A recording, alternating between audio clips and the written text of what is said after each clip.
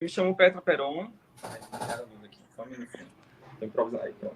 Eu sou Petra Peron, eu sou artista drag queen aqui de Salvador. Eu já fui Miss Salvador Gay, Miss Bahia Gay, Miss Brasil Gay. Petra, Oi? rapidinho, aumente o seu volume aí do microfone, está um pouquinho baixo. Se chegar mais perto, melhora? Melhora, sim. Pronto. É bom que vem mais de perto, tá? Beleza. Eu comecei. Petra é uma personagem drag queen, como eu estava falando, e é uma arte genuína da comunidade LGBTQ+, no mundo inteiro, sobretudo aqui no Brasil, por conta de Pablo Vittar e Glória Groove, né? Nossa arte tem alcançado uma popularidade muito grande e a nossa arte cumpre dois grandes papéis, né? Que é o da articulação de diversas linguagens no palco. A gente dubla, a gente canta, a gente dança, a gente performa, maquia, costura, é DJ, é diretor. E a segunda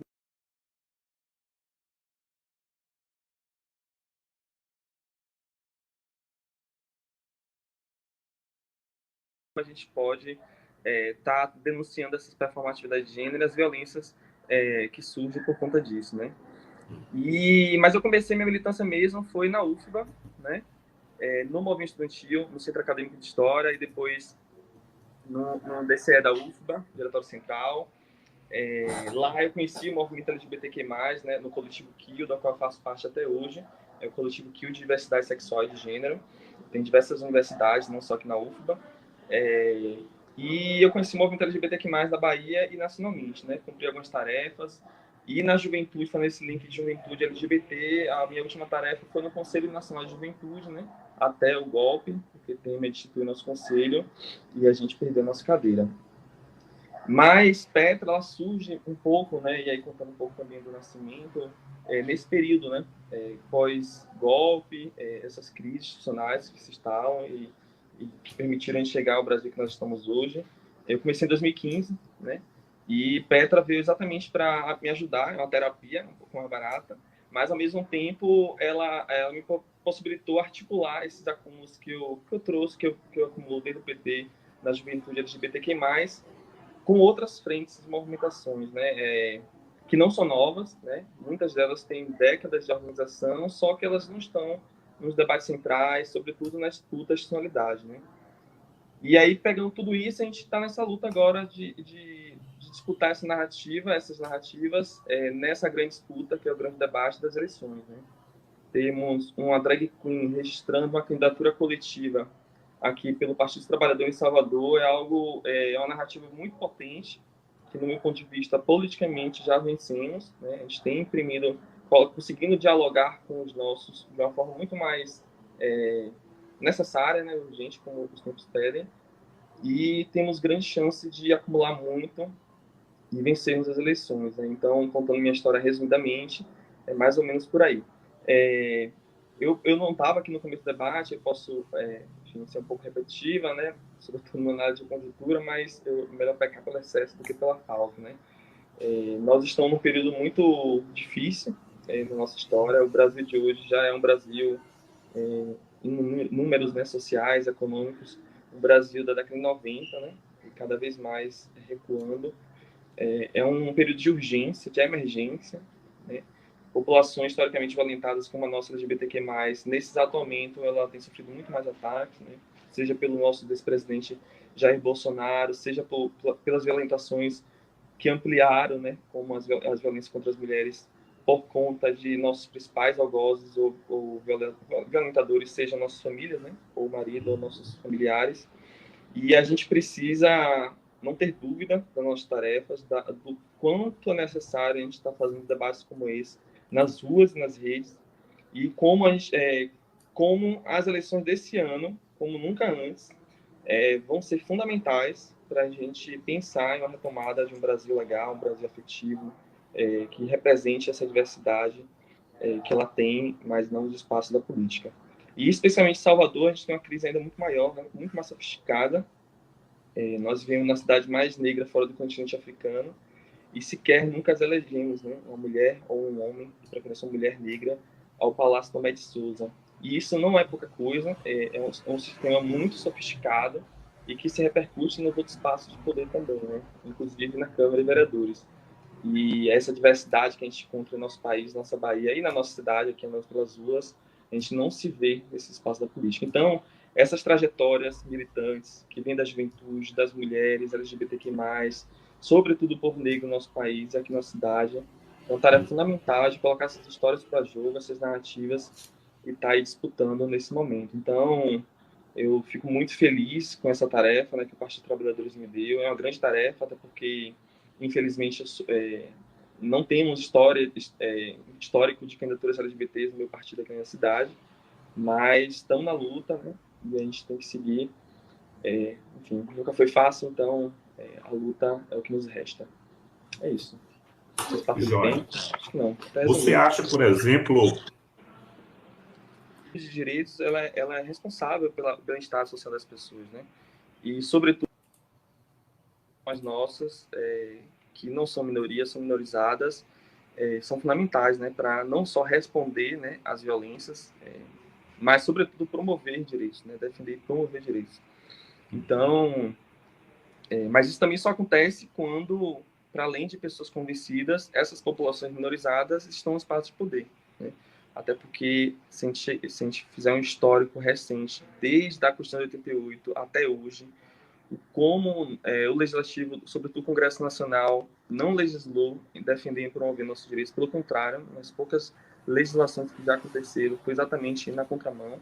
E, infelizmente, até agora, nessas décadas todas, estamos à mercê do Judiciário, né, para acomodar essas faltas de resposta do Congresso Nacional e do Executivo de forma geral às nossas lamentações e à promoção dos direitos. Então, eu mais do que nunca, esse lugar de representatividade não é um lugar somente de visibilizar pessoas, isso é uma pauta 10 anos atrás, a gente está aqui para colocar nossas agendas e não tenham dúvidas que pessoas como nós, que somos violentados por sermos quem nós somos, estando nesse espaço de poder, nossas agendas, nossas ações, nossas narrativas tem a ver com o projeto da libertação, né, do nosso povo, da nossa cidade e do nosso país. Então, se uma travesti preta conseguir andar em qualquer espaço desse Brasil, acessar a universidade, um posto de trabalho que assim ela queira, ela puder se locomover, ter uma casa para morar, todo o povo brasileiro vai estar bem, vai estar vivo e saudável. Então, não é pouca coisa não. Eu acho que tem que se inverter as prioridades e, mais do que nunca, para além de pessoas convencidas, eleger pessoas que são realmente violentadas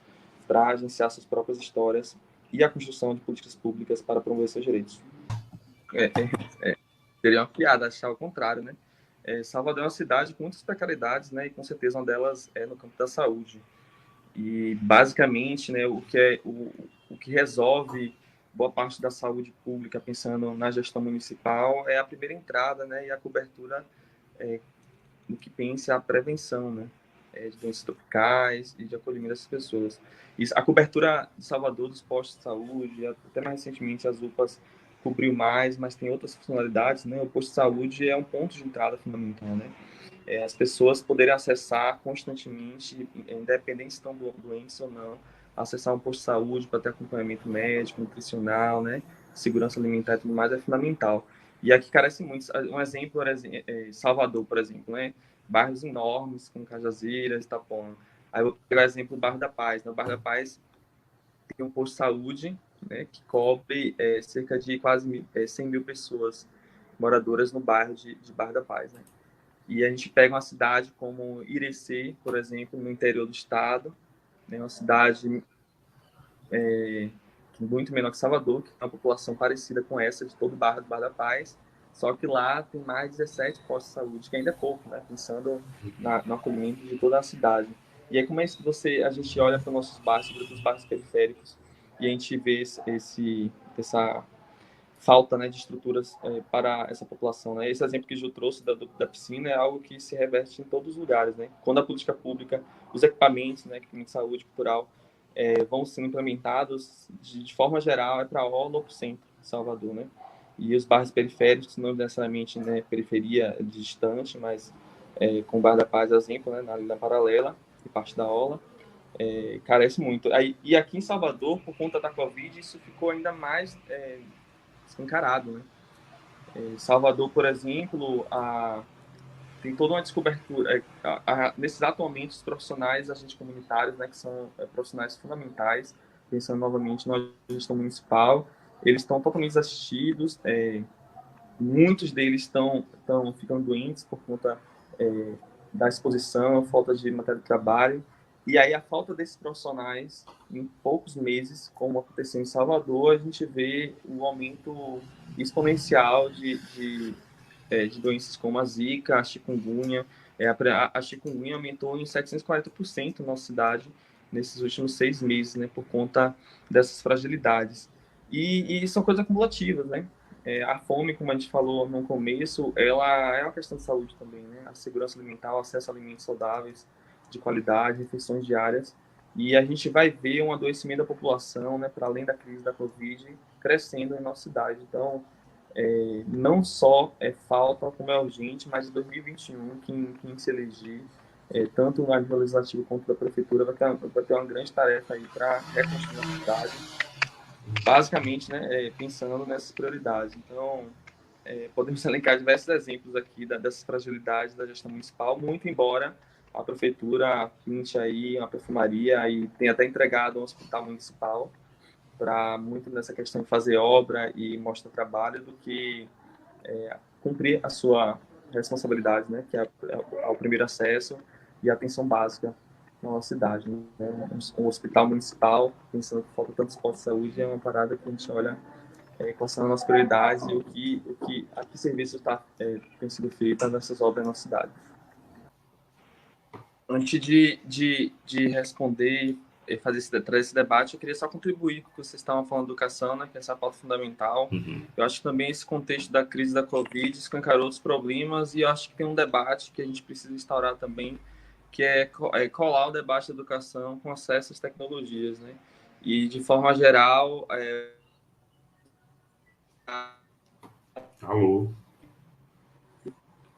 a gente pode questionar como tem sido profecias.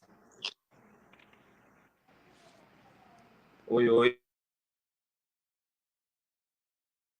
Voltou, Petra.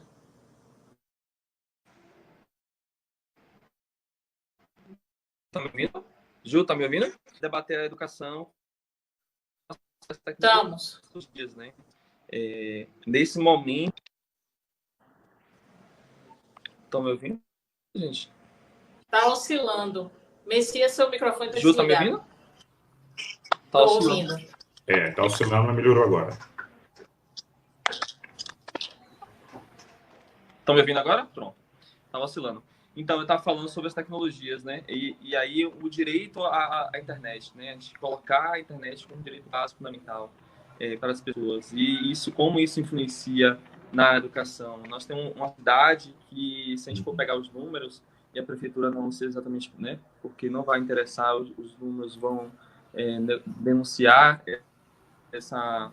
A gente vê que os bairros periféricos, sobretudo, têm muita dificuldade de acessar a internet de qualidade, quando o acesso é caro, né? Infelizmente, um dos motivos que levaram ao impeachment da presidenta Dilma foi exatamente esse debate, né, do Brasil produzir sua própria internet, né, que tem a independência da Europa com relação a isso. E nesse momento a gente está dependente disso, né? Então, existem vários exemplos em várias cidades do Brasil e do mundo de como a internet nos bairros e nas escolas auxiliam fundamentais para que essas crianças e jovens tenham condições outras de pesquisas, possibilidade de adensar esse ensino, né? Até porque a dinâmica do isolamento social, essa virtualidade já existia, ela só se acelerou nesse processo agora, então não tem volta, né? O que nós estamos fazendo aqui agora e como a gente tem feito durante todos esses meses não tende a diminuir, pelo contrário, é aumentar. Então, quem é que está na internet assistindo esse debate? Quem é que tem acesso à internet e quem não tem, né? Então, pensar em educação hoje, nesse momento, também tem a ver com acesso à internet. E aí, com relação à questão que também está associada, né? Porque a gente está falando de Salvador, a cidade mais preta de nosso país, eu acredito que as principais questões que envolvem a nossa cidade têm a ver com as pautas, né, de combate à violência ou o debate de insegurança pública, né? E, sobretudo, a violência policial nos bairros, esse projeto de genocida de morte da juventude preta no nosso país, e que isso é implementado a ferro e fogo, enfim, como o Estado brasileiro tem feito há todos esses anos aqui em Salvador, tanto pela PM, né, que é uma estrutura do governo do estado, quanto a Guarda Municipal, que é em Salvador, ela segue os moldes também da PM. Então, existe um debate hipócrita na sociedade que estrutura basicamente essa violência e que organiza, né, essa agenda para pautar essas mortes, né, do Estado, que é a hipocrisia com relação à política de drogas no nosso país, né, a guerra às drogas, na verdade, são guerra a pessoas, né, e sobretudo os bairros periféricos. Então, uma gestão municipal tem que se refletir quanto a isso. Não, se a gente olhar os dados, pela arma, né, da polícia, quanto também pelo Estado, a ausência de política é gritante. Em Salvador, por exemplo, aumentou bastante o número do feminicídio, mas, sobretudo, das mulheres que faleceram na gravidez ou no parto, né? E a grande maioria dessas mulheres são mulheres pretas também. Então, quando a gente vai olhar em Salvador, as que mais morrem são essas pessoas pretas, sobretudo as mulheres pretas. Então, pensar em política de reparação é pensar, primeiro, reparar o espaço de poder, eleger pretos e pretas, sobretudo a Prefeitura de Salvador, e logo em seguida construir essas políticas de combate a essa violência, ao genocídio da população negra, mas também de promoção de direitos. Né? A gente está falando da debate de educação, quando a gente está falando aqui sobre a gestão municipal, a gente está falando dos jovens negros dessa cidade, né? Não é na Cuba, não é na Itagara, não é na Barra. É uma agenda que tem que ser tocada, tem a esquerda, de forma geral, né?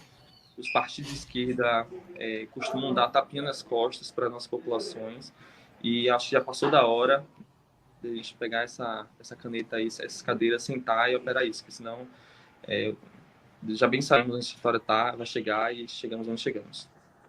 A nossa prefeitura, a Prefeitura de Salvador, ela é uma prefeitura do cimento, né? Ela está muito preocupada em fazer obra e cimentar a cidade. E não nesses locais que realmente precisam.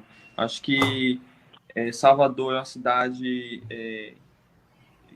privilegiada por ser uma península, essa sensação térmica de calor, né, que cresce a cada ano, poderia estar sendo pior, como é o caso de Recife, como é o caso de outras grandes cidades, mas por a gente ter uma orla, né, que quase cerca toda a nossa cidade, isso de alguma maneira ainda fica mais tolerável. É engraçado porque a nossa prefeitura, ela é muito boa no discurso, né, na perfumaria, e essa atual prefeitura de Salvador, ela roda o mundo, né, inclusive já fez encontros internacionais de clima e com relação à proteção do meio ambiente, né, aqui na cidade, e Salvador está no radar desses principais encontros do mercado, né, e é uma contradição porque a política municipal de prevenção do meio ambiente, sobretudo de urbanização, de planejamento da cidade, né, dessas convivências possíveis, está na contramão, né? Como esse exemplo que você citou e tantos outros, né? A, a prefeitura de Salvador, ela tem a secretaria, né, de meio ambiente, ela tem aquele prédio lá super maravilhoso no comércio, né, com toda a tecnologia solar e, e é uma coisa muito legal, é um produto, né? Um bom produto, assim, pensando na lógica capitalista da gestão municipal, mas a gente não vê essa gestão de um exemplo, um case de sucesso, como a própria linguagem da gestão municipal usa, né? Nos outros lugares, né? Sobretudo nos bairros periféricos. A gente for olhar até mesmo bairros que foram construídos planejados, como Cajazeiras, essa falta da árvore, do meio ambiente, do bem viver, desse lugar de qualidade de vida é fundamental. As pessoas, não é só beleza, não é só ambientação, estética, tudo isso é fundamental, mas viver bem, respirar bem, né? Sombra, cidade calorenta como a nossa, sombra é saúde também das pessoas, é qualidade de vida, enfim. E a gente só vê esses exemplos meio, um pouco ajustados, mas ainda assim, como você citou na Pituba, já foi, rifado, né? Então, Salvador está na contramão das principais cidades do nosso Brasil, o que São Paulo, o Brasil está fazendo agora, Salvador está fazendo agora, São Paulo né, já fez décadas atrás, e está tentando reverter, né, aqueles grandes viadutos, né, e como esse asfalto, muito cimento e sol, isso é algo que não... E aí prejudica o principal eixo estudante de arrecadação, produção de monetização do nosso povo, que é o serviço, né? A nossa cidade é uma cidade que basicamente de serviços, e essa não qualidade de vida por conta da não convivência possível em questão municipal, urbanizada, planejada, com o ambiente, isso potencializa, assim, um povão mesmo, uma pessoa que pega um busão, tá no ponto de ônibus, né, vai pegar o metrô é climatizado, mas pegar um ônibus, rodar essa cidade, de manhã cedo, debaixo do sol. Salvador é uma cidade que 25% da população anda a pé, né, para se locomover, para ir trabalhar, acessar equipamentos, e as pessoas andam a pé no sol, então não é uma pauta que, infelizmente, não é somente uma pauta de classe média, não é uma pauta, é uma pauta de uma cidade de direitos, uma cidade planejada, urbanizada, e com a convivência entre esse meio ambiente que a gente está, né, que a gente invadiu e que a gente está tentando sobreviver. Então, não temos nada assim na prefeitura, na gestão atual, que a gente possa utilizar como um bom exemplo, uma boa gestão, enfim, pelo contrário. E vem mais, né? Os anúncios das obras da prefeitura e até mesmo obras que não fazem muito sentido, como a gente citou da piscina e tantas outras, sobretudo mais para o centro, em época de eleição, né? Isso demonstra muito essa.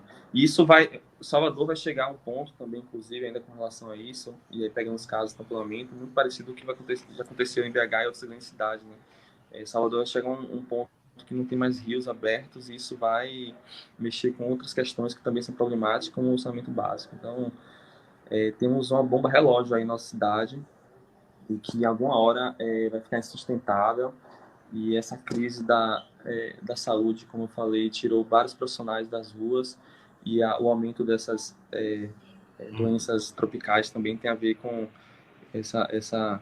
E é engraçado porque tem a ver com essa nossa elite, né? Se é que pode ser chamada assim, brasileira, que aqui em Salvador a gente é muito didático, né? Como os exemplos da Ependa João Henrique, e foi tocado pela atual prefeitura, do loteamento, né? Da Paralela, e como a devastação de toda aquela região da Mata Atlântica, das pequenos ilhas, né? Pequenos oásis da Mata Atlântica, e como isso aumentou a quantidade de doenças que, enfim, para essa mesma população, essa elite, né? Os bairros caríssimos, casas caríssimas, com doenças e com tendo que lidar com problemas que uma gestão municipal não tem dado a século. Então, tem muita coisa a ser feita aí, muita coisa a ser feita, e eu acredito que uma gestão ir para pensar em possibilidades a nível de resolução, encaminhar, pensar, né, na urbanização, né, em organizar, mas, sobretudo, incentivar para que o capital, né, as empresas, sobretudo as grandes empresas de serviços, elas investam, né, com algum tipo de isenção fiscal, para que elas possam também produzir algum tipo de retorno para a nossa sociedade, até porque, infelizmente, não temos muita arrecadação em Salvador, né, então a gente vai ter que pensar em formas criativas para tirar recursos, né, e investir na nossa urbanização tão necessária.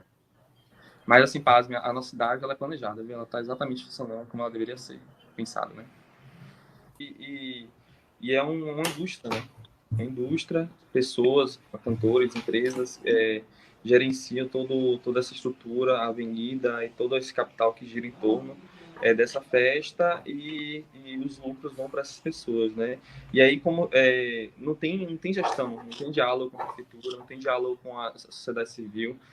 Salvador é uma cidade diversa e culturalmente diversa também. Aqui em Salvador tem diversas linguagens artísticas, muita gente produz, mesmo não monetizando, mesmo nesse período de pandemia, mas ainda continua produzindo. Então, o Carnaval de Salvador, como a maior festa da nossa cidade, ela tem que canalizar seus recursos para os próprios moradores e moradoras da nossa cidade, mas, sobretudo, pensando em monetizar as pessoas mais precisas. Então, claro que não é democrático, pelo contrário. E aí o Carnaval é um lugar, assim, o quanto se gasta, né, orçamentariamente e a mão de obra com a prefeitura também não é uma gestão democrática do ponto de vista com outras linguagens artísticas e outras possibilidades, sobretudo a cultura popular, né? A gente vê uma cidade como Salvador que até uns 10 anos atrás tínhamos mais de 190 quadrilhas juninas em atividade, nesse momento temos duas, né?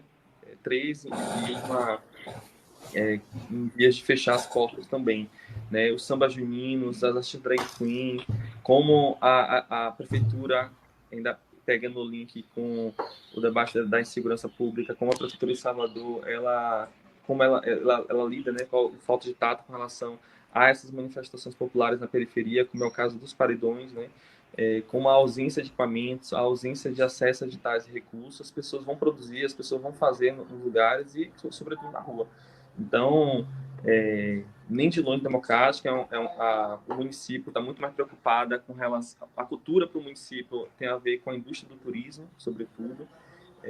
No dispositivo cultura para a gestão municipal, ela não é pensada enquanto dispositivo crítico, assim como a educação, de construção de saberes, né, de produção de narrativas e pedagogia para a população. Então, falta muita coisa. Assim. A prefeitura até avançou no ponto de vista de descentralizar alguns equipamentos culturais, mas ainda assim a gestão desses equipamentos culturais, elas não atendem à localidade, nem é gestada pela comunidade, né? E não atende, portanto, a comunidade. Tem, por exemplo, espaços culturais na plataforma, em Cajazeiras e bairros grandes como esses periféricos, que até o valor da entrada nem é acessível àquela população, né? E aí vira mais um loteamento dos espaços. Então, pensar na gestão, inclusive em épocas de crise como essa, pensar em gestar a cultura, sobretudo a cultura criativa e a cultura do ponto de vista de construção de cidades, é fundamental para a saída das crises, né? Monetizar artista, e não é só artista, não é uma Petra Perona, não é cantora, mas sobretudo as coxias, os agentes da cultura de forma geral, né? Muita gente trabalha e gira em torno desse setor da sociedade, e que nesse momento da crise estamos quase todos descobertos e precisa inversão. Isso, a gente precisa inverter uma prioridade na nossa prefeitura, e de forma geral a nossa prefeitura ela é administrada como uma empresa, né? E as prioridades estão em torno de políticas ou de decisões que geram lucros para terceiro, para empresas dos lobbies que legitimam e que levou a chegar até o Palácio de Souza, né? Então, o Carnaval de Salvador precisa ser reinventado, né? Sobretudo dialogando com a população, dialogando com agentes da cultura. Você citou, por exemplo, o valor em comparação entre artistas, mas as pessoas que produzem por trás desses artistas são muito também mal monetizadas. Tem gente, por exemplo, que nem recebeu até hoje recursos, trabalhos que fizeram, inclusive grandes cantores, Massa Shot, olhando nas redes sociais, Lázaro, estão reclamando que até hoje não receberam os recursos de trabalhos, né? Trabalhos feitos, já produzidos no começo do ano. Então, tem muita coisa aí para a gente fazer, muita coisa, e a cultura, sem dúvida nenhuma, sobretudo em saídas, da necessidade de saídas de crise como essa que nós estamos vivenciando, que é política, sobretudo, ela é um eixo fundamental de inversão de prioridades e colocá-la como prioridade, sobretudo, acolhendo a periferia. Joia. Ju. Vamos lá. Boa parte do que a gente conversou hoje tem a ver exatamente com essa falta de diálogo, né? E como a gestão municipal é tocada sem esse contato. A gente tem uma ouvidoria, inclusive, nem sei quem está agora, mas uma das era a Leocrete, que estava antes de se afastar, né, para se candidatar. Como essas gestões bairros, podemos dizer, de firula que a gestão municipal criou, né, na contramão, esse lugar de enxugar o município, né, a estrutura do município, ó, que tanto o Assemineto fala, ao passo que ele constrói estruturas para, enfim, lotear, né, a prefeitura para os seus e esses esquemas, falta bastante. Na prática, você pensar enquanto gestor, né, municipal, você enquanto vereador, vereadora, prefeito ou prefeita, pensar em se comunicar com a sociedade, transparecer, colocar de forma transparente essas informações, no mínimo, ajuda o trabalho dessas pessoas que estão à frente da gestão municipal, né? Não é nem esse lugar do direito das pessoas acessarem a informação, mas as pessoas saberem onde os recursos estão indo, saberem quando é que vai ter obra e quando é que não vai ter obra no seu bairro, saber o porquê se gasta por metro X de concreto esse valor, nos bairros mais elitizados é mais caro, e nos bairros periféricos essas obras são mais caras, porque as licitações são feitas com empresa X e não outra, sendo que a outra ela tem um serviço muito melhor e forma mais barata. Então, o controle, né, o acompanhamento, o controle social de qualquer gestão, e pensando na gestão municipal, ela só vai acontecer com essas informações de forma transparente e, sobretudo, do diálogo da participação da população. Né? A gente não tem uma gestão municipal que quase não tem conselhos atuantes e os poucos conselhos não cumprem esse papel de fiscalização, de proposição de uma gestão para uma Salvador mais afetiva e diversa. Então, é uma tarefa, uma tarefa. Inclusive, a esquerda, aí pensando já a partir de 2021, tem uma tarefa fundamental de pautar isso bastante, viu, Messias? Acho que faltou um pouco da nossa bancada, e aí fazendo autocrítica do meu partido e demais partidos também, faltou um pouco esse lugar de constantemente bater nessas teclas desses erros, né? E convocar a população, sermos pedagógicos com a população, de convencê-las de que elas precisam participar da política, e participar da política é acessar as informações.